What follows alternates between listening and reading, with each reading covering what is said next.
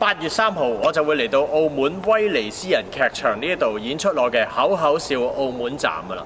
今日我帶大家睇一睇我哋呢個場館，因為咧之前呢個場館咧就演出嘅係一個雜技嘅表演，係 Saya 嚟嘅，所以咧而家有好多嘅道具咧，我覺得都可以用翻。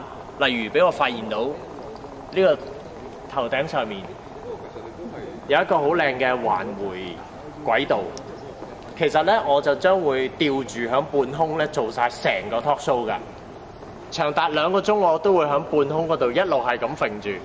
咁至於大家如果買咗飛入場嘅朋友咧，留意啦，到其時你睇 show 咧係一路咁樣嘅。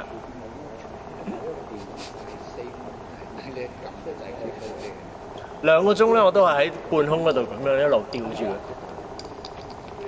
亦都係我哋史上首創棟篤笑喺半空環迴吊住嚟做㗎。我呢個碎步係咪好靚呢？點解有一級冇人話我知嘅？冇錯，如果你都想入場睇嘅話，記住去 kotaiticketing.com 嗰度買飛啦。